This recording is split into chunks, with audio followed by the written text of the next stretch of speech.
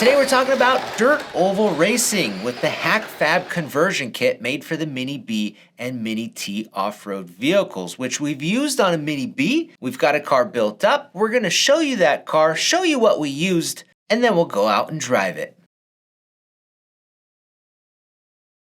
For people who want to do some mini oval racing, the Hackfab conversion kit is a full conversion kit to transfer over the Mini B or Mini T into a full-fledged oval racer. Now the conversion kit starts with including a 2.5mm carbon fiber chassis. That's going to allow you to offset the battery position all the way over to the left really far. Additionally, the conversion kit offers other benefits too. It's going to have additional rear bumper mounts, more Nerf bar mounts. It has an additional servo horn too, so you can change out the aftermarket servos, like adding in an 827 from EcoPower, and then the servo mounting holes actually push the servo a little bit more forward, so you can remove the servo saver and just have a direct horn on there, because the stock Mini B or Mini T servo saver is pretty spongy. You probably wouldn't want to use that for racing. Now just looking at the vehicle and seeing it all converted over, this is a serious oval car and it is really good looking. The carbon fiber chassis with the front and rear clips will just bolt right on there,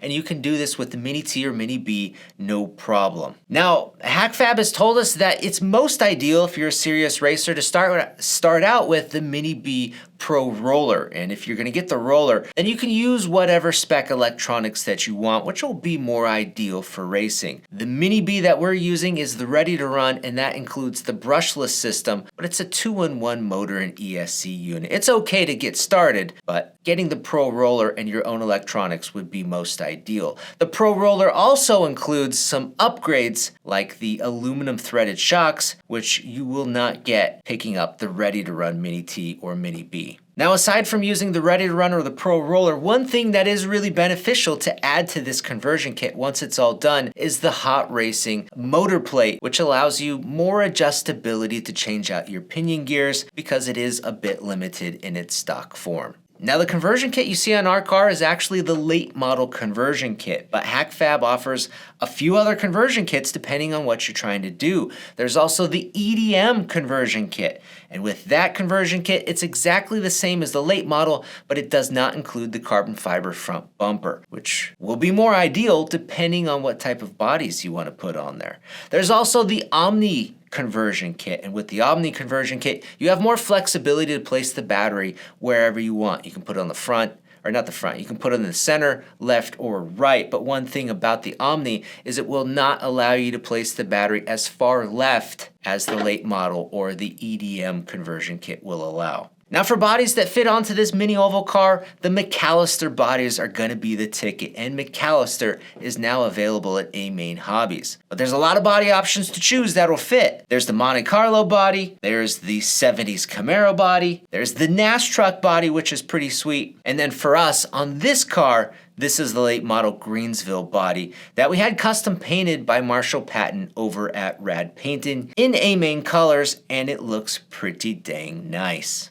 For tires, there are quite a few options available, and what you see on our car right now are the Hackfab rear Haymaker tires mounted onto the Slipstream black wheels. These are not pre-mounts and we had to glue them on there. And then the front tires are pre-mounts from Hackfab, and they're called the Swerve. Hackfab also offers these blip front tires that come pre-mounted, so you've got a different option. And there's also another way to go with J Concepts offering these pre-mounted Sprinter tires on these white wheels, and these are pre-mounts. So depending on conditions, we have a few different tires that we can test out, and it'll be interesting to see what works best on our dirt oval track.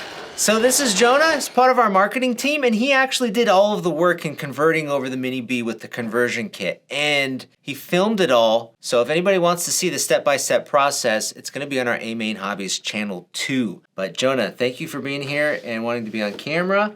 Absolutely. And so how long did the conversion take you, and what did you think? Did you have any issues? Tell us about it. So the conversion took just a couple hours. I did take my time with it. I feel like it could be done a lot quicker, actually. But just took my time, had fun with it. And really the only negative side has nothing to do with the Hackfab conversion. The shocks, when we bled the shocks, They're a cartridge style, so there is no shock cap. It's you fill it through the bottom and then you put a cap on. I just had struggle bleeding them, but they work and they're great. That'd be the first thing I'd recommend to upgrade out of the box is those Losi style shocks. Well, why did you even open up the shocks? I opened up the shocks. Hackfab recommended their limiters, and so it's a 3mm limiter on the front shock and a 5mm rear limiter on the rear shock. It just helps control the car, lowers the car without having to do any major modifications. Right, so those are spacers that you put inside the shock on the shock shaft. Yes. The shock oil, we found out kind of late that the shock oil should get changed. And we just used the stock oil, huh? Yeah. 22.5 weight shock fluid. But Hackfab said that it varies depending on your temperature and your track conditions, but 40 weight on the left side and then 30 weight on the left. So with the conversion kit, you didn't have to do a whole lot. You just kind of take off the front and rear clips. Yeah, it's super simple. Imagining this is the Losi chassis, you just undo these 4 screws here, these 2 screws here, and the whole rear end comes apart. And then it's just a couple screws up front along with the servo screws, and the front clip comes off. And then it really is just bolt in. Very straightforward, which I really appreciated. Yeah, right. And then you just need some servo tape, I guess, to put down your receiver and switch. Yep. And then just put in the battery tray. Is that an aluminum housing? It is. Oh, that's sweet. Okay.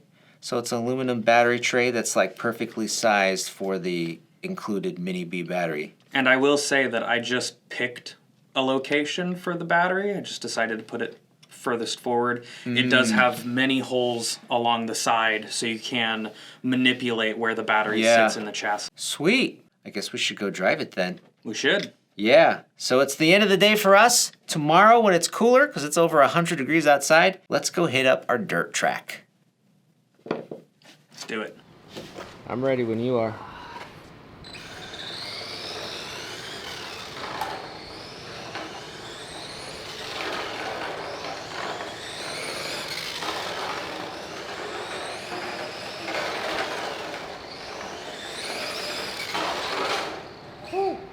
What's just for context, how long has it been since you've actually driven dirt oval? A couple of years. Okay, it's been a while. Yeah. So the car looked pretty dang good though. It feels very hooked up on power. Yeah. Very hooked up on power. So we determined the car feels pretty dang good. These tires work pretty well, but we need some more steering. It actually turns a little tighter to the right than the left. So I'm not sure what's going on there, but we're gonna look into it. I mean, the servo saver is super spongy. Todd's 4 steps ahead. Okay, we've got the 827 in there, direct horn, no servo saver.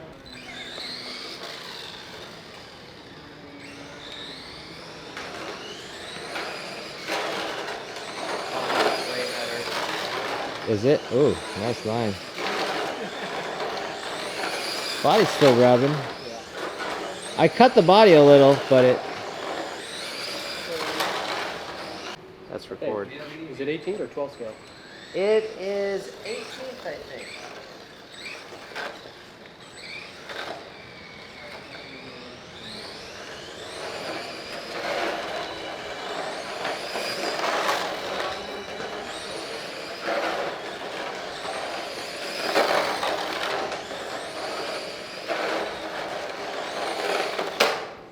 Yeah, it just, it does feel really good. The steering is a bit more direct. We should try those other front tires, the blips. So we got the swerve on the left and the blip on the right.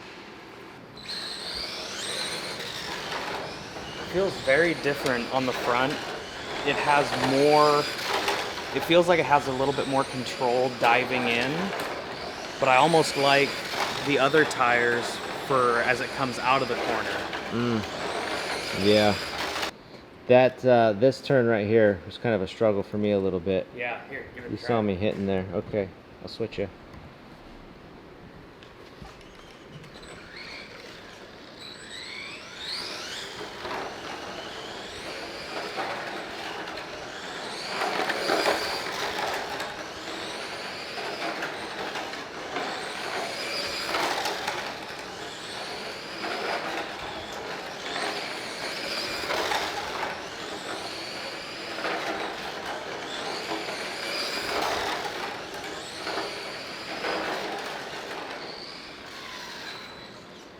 Yeah, I don't know. It feels pretty dang stable, but maybe like it's actually a little less steering.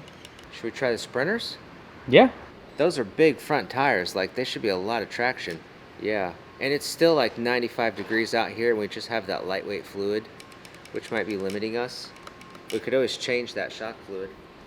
Thank you, Kyle. Like, ooh, that's cool. Yeah, tension, it's good. Right? And I'm gonna post it. It's a lot wider. It's gonna share it on there. I like how Kyle puts it right on the starting line. Oh yeah. That's cool. Where else are you gonna start? Thank you, Kyle. It's fair.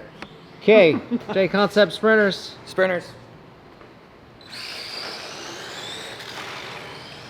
Took a minute to get comfortable with them, but there's definitely a little bit more steering authority. Oh yeah?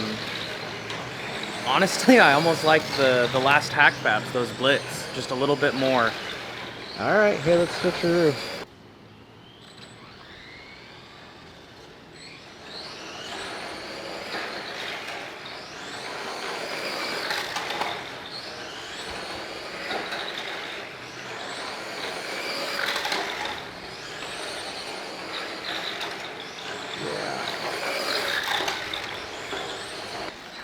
Yeah, it does feel easy to drive, but yeah, I don't know if there's more traction. Those front tires are so much wider, but it doesn't seem to make much of a difference. I mean, it drives pretty dang good, all things considered, but it probably needs the suspension to be worked up a little bit. Let's see what the diff looks like. And there's probably no oil in the diff. It's just grease, but it's really loose. So pretty good performance having just built it and thrown it on the track. We experimented with some tires, which was kind of neat, but I think ultimately the car really needs the suspension to be reworked with heavier shock fluids. Maybe even a little bit of tuning on the diff would be cool, and then maybe changing the battery position or even a heavier battery on that left side would probably do it some good. Overall, it's a cool racing class and it makes the track feel a whole lot bigger and the lanes really wide too. So a lot of fun, a lot of potential, and a lot of tinkering and tuning to kind of dial it in. So guys, if you're interested in the Hackfab or anything else we talked about, check out our links down below. I'm Brad from AMain Hobbies, and thanks for watching.